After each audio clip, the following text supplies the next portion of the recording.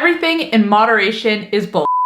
Yeah, someone who is metabolically healthy and active might be able to get away with eating whatever they want and just controlling portion sizes. But that is not the vast majority of the population. 8 out of every 10 American adults has signs of metabolic dysfunction stemming from insulin resistance. It might not be what you want to hear, but the truth is that some foods are better than others when it comes to reversing insulin resistance. And that doesn't mean you have to feel deprived if you're trying to reverse insulin resistance. Eating for insulin resistance does not have to feel miserable. But you do have to be mindful of what you're eating if you are serious about reversing insulin resistance, and make the best choices as often as you can. So in today's video, we're going to be going over the top 8 foods you can eat for insulin resistance.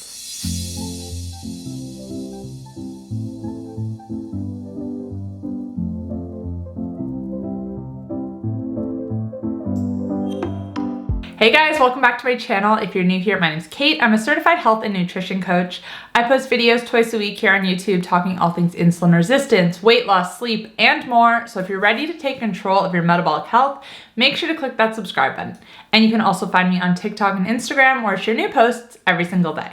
Number 8 is beef tallow. This is made from rendering beef fat and is the best type of fat you can use for cooking. Fats that are solid at room temperature are the most heat stable. They do not oxidize as easily as oils that are liquid at room temperature. Oils like vegetable oil you never want to use for cooking. They are extremely fragile, and consuming them can actually increase your insulin resistance. Now, the reason that I included beef tallow specifically on this list is because it contains a high amount of stearic acid. Stearic acid is a type of fat that is rich in beef fat and has properties that protect against insulin resistance.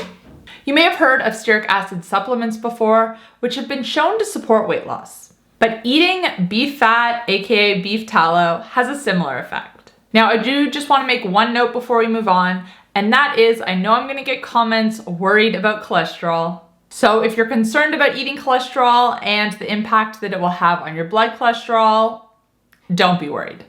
In 2015, the US dietary guidelines actually dropped cholesterol as a nutrient of concern. There is no longer an upper limit on consuming it because there was no evidence to say it was harmful. And I do have a full video busting myths surrounding cholesterol, which I will link above if you want to know more. Number 7, avocados.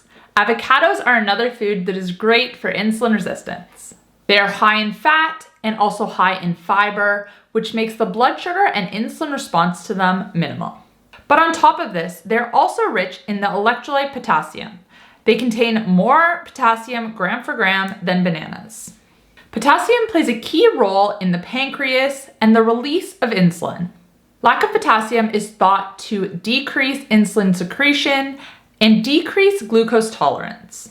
One study done on almost 5,000 people over 30 years showed that 373 of the participants developed type 2 diabetes, and that potassium intake in these individuals was lower than average. Number 6, pickle juice.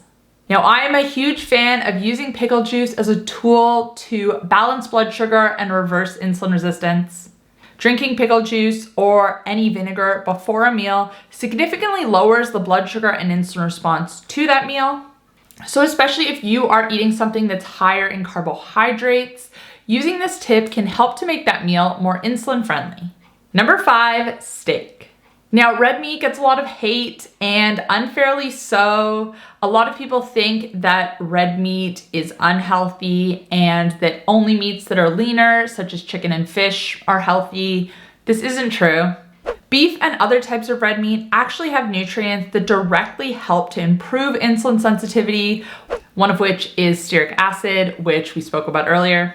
Now, if you're in Australia, I highly recommend checking out Butcher Crowd for all of your meat and seafood needs.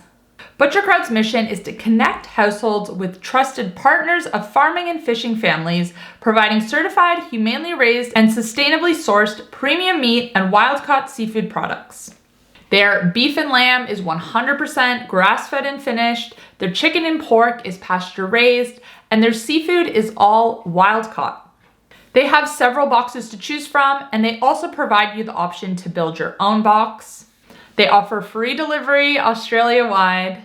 I currently have been getting the custom box with wild sockeye salmon, Scotch fillet steak, chicken thigh, and a few more goodies.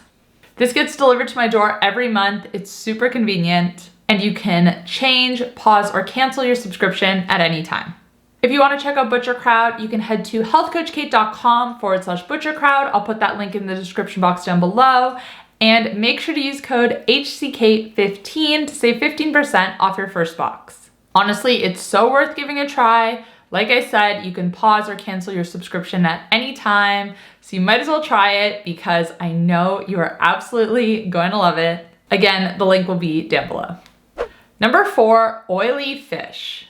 Cold water oily fish such as salmon, sardines, herring, mackerel, and anchovies are all fantastic for reversing insulin resistance. These fish are all extremely high in omega-3 in its most bioavailable form. The type of omega-3 found in chia and flax seeds is ALA and needs to be converted by the body to DHA and EPA, which is the beneficial form. However, the human body is not great at converting it and only has the ability to convert about 10% maximum. And if it's not converted, it pretty much just acts like any other type of fat in the body. So all of the benefits that you hear about surrounding omega-3, you're not getting them. And one of which is improving insulin sensitivity. Now, wild-caught salmon specifically is really hard to find in Australia, so I'm just gonna give one more quick shout out to ButcherCrowd. Farmed salmon is one of those foods that you really don't wanna be consuming. It's really important to buy wild-caught, and ButcherCrowd makes this easy. Number 3, raspberries. Berries are a group of fruit that is lower in sugar compared to other types of fruit. Because of this, raspberries, strawberries, blackberries, and blueberries all have a relatively low impact on blood sugar and insulin and are good for reversing insulin resistance. What you want to avoid as much as possible is high sugar tropical fruit. You don't have to avoid it entirely, but just be mindful, limit it, or swap it for something like berries instead. Number 2, eggs. Eggs are one of the best foods you can eat for insulin resistance. And I'm specifically talking about the whole egg.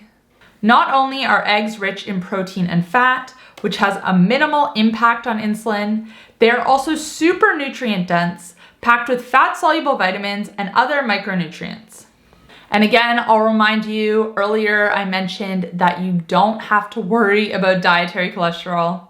You don't need to limit it. Egg yolks are extremely healthy, and they're gonna help you to reverse insulin resistance. And finally, number 1 is coconut oil. Coconut oil, like beef tallow, which we spoke about earlier, is a type of fat that's solid at room temperature. And coconut oil is actually one of only a handful of plants that contains stearic acid, which again is beneficial for insulin sensitivity. But coconut oil also contains another type of fat known as medium chain triglycerides, or MCTs.